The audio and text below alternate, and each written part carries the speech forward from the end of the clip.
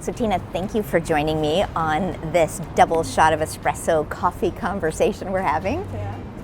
We, of course, set long back some early OKRs trying to get to that motivated, mobilized. I've just had a double.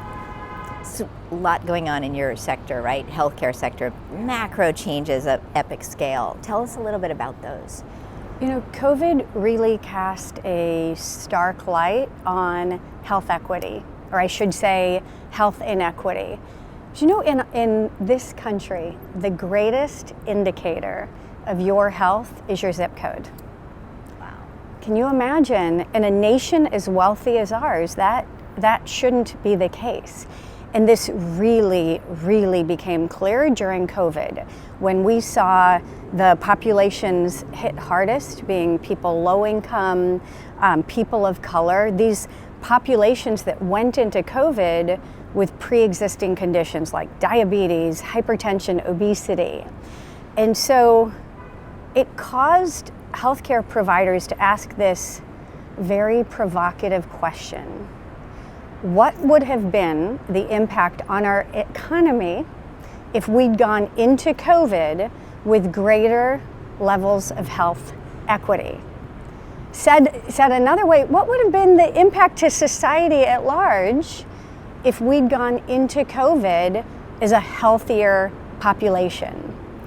And so the change that this is driving is healthcare providers being way more thoughtful about keeping populations healthy and beautiful acts of service like taking to nutrition deserts that the best fruits or vegetables parents can get for their kids is a banana at the 7-Eleven, and they're delivering nutrition, or delivering refrigerators to help people manage their meds and, you know, wearables, so reminders to take them, or community service, communities standing up nutrition classes, or nutrition classes, or parenting, or things that all in service to creating healthier populations. And I think it's one of the, you know, the great impacts on our society that's going to come out of COVID. So when you think about healthcare industry at large, who are some of the companies that really stand out for the acts and the actions that they took to address the inequities? You know, Mayo Clinic has invested $100 million in health equity, not just in the US, but globally. So let's pick up on the subject of acceleration, right, which has affected not just the healthcare industry, but really every industry over the last 18 months. Bring us into GHX, how it's trying to accelerate, and how that translates into bringing the strategy to life, bringing everybody on board faster to the new opportunities that present themselves now. Hospitals used to make money every time you walked in the door. So if they do an MRI, they do a procedure, they make money. In value-based care, if you get a hip implant and you come back in 24 hours later due to an infection, they're not reimbursed. So motivations are now aligned with keeping populations healthy, keeping people healthy. And the way you do that is keeping them outside of the hospital. That feels like it's a long time in the making. It's a long time in the making, and I would say if it was kind of been gradually, value-based care is bending the acceleration curve.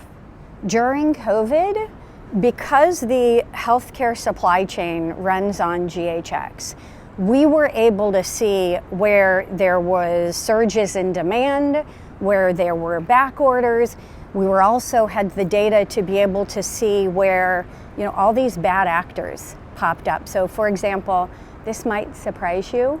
We vetted about 1,000 suppliers, because remember there were all these back orders. You couldn't get your hands on PPE, right? And so there were all these third parties coming up to deliver, and hospitals desperate were grabbing them from whoever they could. We vetted 1,000 suppliers. Half of them were fraudulent. Wow. So millions of dollars of waste. So yes, absolutely. We had the data to be able to manage a more seamless supply chain during COVID. We had to be able to move faster because the healthcare ecosystem, the landscape, was moving so fast. It was really important for us to leverage our platform, our network, to lead the transformation and the evolution of the healthcare supply chain.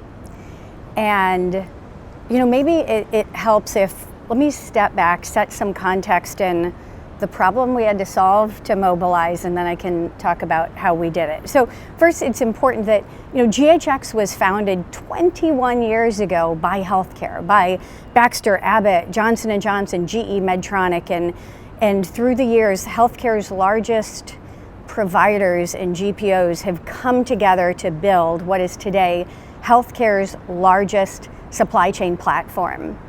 And why that matters, what's important, is that we are mission critical to the supply chain. Again, this was very clear in COVID. GHX has a bad day, and there's a hospital that doesn't get their products and can't deliver care. So when you run a mission critical business, things like high levels of security and compliance and uptime, these are really, really important. And they can't falter. But now our industry is changing, so we need to innovate, be more agile, move fast in service to supporting our customers and healthcare. And so what we found is kind of a tale of two cities.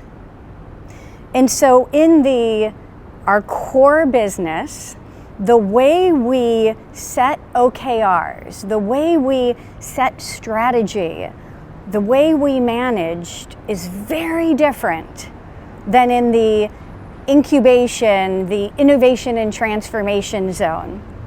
In fact, what's really interesting is even the kind of people you hire.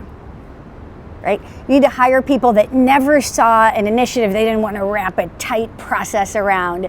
Operationally excellent people that just are, thrive in innovating around how to be more efficient and tightening programs and processes. And so you run that business like that, because that's what your customers need in a mission critical operation. But then you come over here and you have to be agile and innovative. And the way we did that, the way we mobilized, is spinning up separate teams, right? So for our incubation and transformation zone, we hired more agile leaders. We set OKRs that were more about experimenting and learning, and we rewarded those types of behaviors. And the type of leaders here are leaders that are okay skinning their knees and learning from that, and the whole, pivot and persevere. Is it hard? Yeah. It's hard to have the discipline and the clarity to manage and lead these two components or pieces of the business. But the way we do it is back to the fundamentals, leverage our OKRs to drive strategic clarity and alignment and visibility and transparency. This side needs to understand what this side is doing, and vice versa. So I do believe those fundamentals of managing with an OKR mindset serve us well. You bring up such a wonderful point, and one that I hear from a lot of leaders right now, which have maybe always had the contrast between we need to run the business and then we need to grow or transform the business. And there's a kind of an operating model, steady as she goes in both, incremental transformation, run it. All of that came under pressure in the last 18 months, and completely different pressure, right? The stress is on the run the business when we have to do that from home, we have to do it really quickly, we have to do it with no disruptions. The security exposure, as you rightly point out, what it took to run the business dramatically changed. And the rate of acceleration, the rate of change, the presentation of new opportunities for the transform the business came at a clip that we've never seen before, right? And so you have to actually be phenomenal at both, and that was a different mode for leaders in really so many industries. How do you manage that as a leader, balancing the duality of we're going to upend how we run, but not break a thing, and we're going to innovate at a rate that we haven't really in the past? How do you hold both places in your mind? How did the leadership team do that? With intention. Great answer. And I say that because if I were to go back in time 5 years, when we were a very different company, I think we would have thought of that as, oh my, we've got a bunch of plates to keep spinning, right? Oh, wait, this leader needs to be doing this, and this leader needs to be doing this. And so when I say with intention, we were very deliberate that these are the types of leaders we need here. These are the types of key results we need here. This is the type of subculture, because it is. It's a subculture we need here versus here. And perhaps the most important part is we had such an awareness and realization that more often than not, people that thrive here do not thrive here. And it doesn't mean they're bad people. It doesn't mean they're effective people. It means that their nature thrives here. So going that extra step of taking kind of inventory and understanding who thrives where. So being with intention, being deliberate, leveraging those muscles that we started building 3 or 4 years ago through our OKRs of each quarter, learning, resetting, really served us well. One of the things I've enjoyed about all the conversations we've had is, not surprisingly, the word with intention, right, comes forward. You are a very intentional leader, really thoughtful on your impact on people in the organization, the culture that you want to create. And it seems like that too was phenomenal preparation for holding multiple intentions and thinking about microcultures, not just a single monolithic culture. You were ready for the moment that was presented. I had the opportunity to hear from your new CFO in an internal presentation he'd done with a community of your OKR coaches, right? So the people in the organization who are passionate about alignment, who are passionate about value and outcomes and so on. And in the narrative, he shared a story about the recent equity funding that leadership team had done, and we both know how distracting that is for the executive team, right? You sort of your eyes over here and the ball's over there for the business. And he was sharing that with his surprise when he closed the funding, the business had just run, right? And his epiphany was, we had aligned objectives. People knew where we were going. They knew what impact they had. They had the transparency. And there was this operating rhythm that really worked well and efficiently, even though this all happened while everybody's working from home. Yes. The muscle you have around alignment and measurement and iteration and learning is now very well developed. Yes, I'm smiling. It's interesting you bring that up, because I think, you know, when you've been living through it, you don't always see it. But it took Chris, our phenomenal, by the way, new CFO, to point that out to us. And when he did, and I took time to reflect on that, he was absolutely right. And the reason things flowed so smoothly while leadership was distracted was because everybody knew their role. Everybody knew their purpose. Everybody knew where we were going. They knew why we were going. We had, at a very tactical level, right, we had our processes in place, right, where we're tracking progress to KRs and we're able to rapidly course correct when necessary. And it was extremely rewarding to come back and then kind of survey what had been happening and go, right on, they nailed it. It really was. Very cool. Yeah.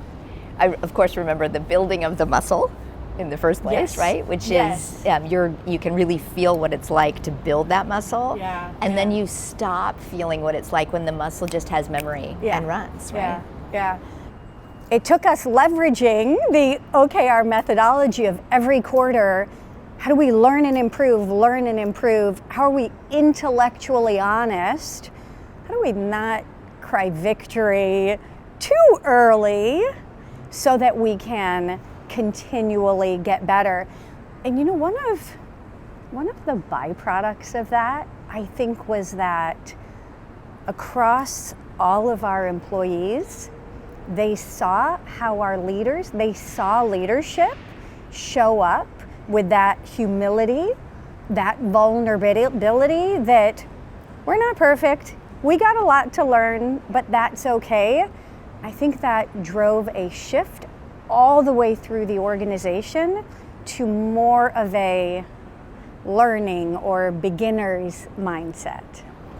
So one of the things that I saw you do really well in those early days as we were bringing OKRs into the cycle is you approached it like it was a learning journey, right? And you were open, clear, public, really transparent with your team that you were learning too, which gave them permission to not be perfect, right? And to actually flow with the cycle. And the other thing that really stood out is you were as accountable to yourself and to them as you hoped they'd be to you. And that mutual accountability is not always present, right? There's a do as I ask, not do as I say mindset often, right? Like if you'll all just get aligned and get clear with each other, I'll continue to be obtuse and disconnected. It won't ever work that way, right? But you were very clear and open and very accountable to making the process work and improving it, and the hard discussions that alignment really requires you had, right? Yeah, you know, I value this feeling of we're all in the trenches together, right? When you've got a clear mission and purpose worth fighting for, when you're all together as a team, and my contributions are not any better or worse than yours, they're just different, like that we're all in this together mindset is an important part of our culture, and I think it's an important part of why everybody shows up ready to give their best every day. So let's talk about the next 18 months of leadership. Yep. The world's still changing. Yes. What will it require of us? You know what's interesting? I don't think the fundamentals of leadership have changed. I think that the importance of strategic alignment, the importance of transparency, the importance of, agility and moving fast, like those fundamentals haven't changed.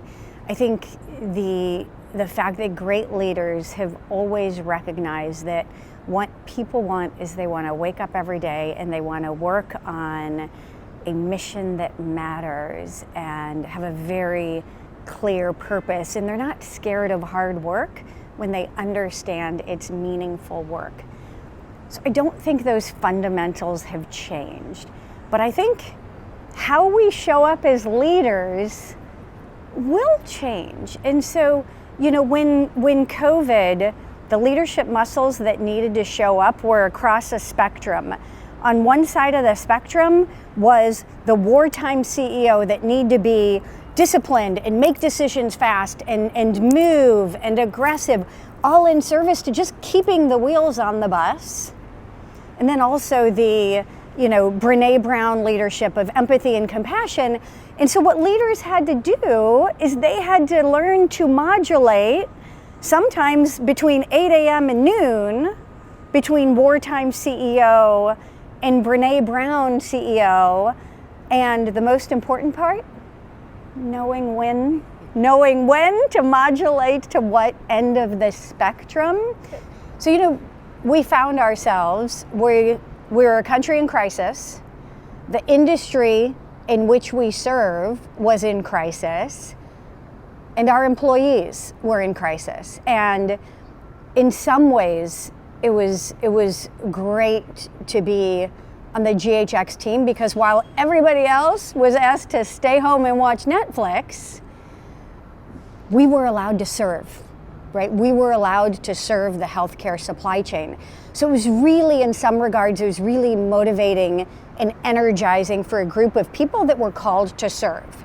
However, there was just a lot of going on. And so we needed to be very thoughtful about how we were not just mobilizing to serve our customers, but mobilizing to serve our teams. And what we realized was that training, that education had to happen at all levels in the organization, because while I certainly could do a video saying, hey, which we did do, Meeting Free Wednesday was a huge hit, by the way, to this day we have it, but also people needed their managers. They needed their managers to be trained to help them navigate through this. So we quickly mobilized, albeit via Zoom, to train each levels in the organization to how to support their teams. So one of the dynamics, obviously, in distributed workforce, distributed leadership team, accelerating change is what the operating rhythm of the organization is. And you today have a high velocity operating rhythm. That wasn't always the case. Take us back. What did it look like before, and then what does it look like now? Can I plead the fifth? So it's, I make a joke about it, but when I reflect back, we had quarterly business reviews, right? And that was the cadence. We had annual planning and I guess this is how omniscient we thought we were, because we thought we could plan for the next 12 months with any degree of accuracy.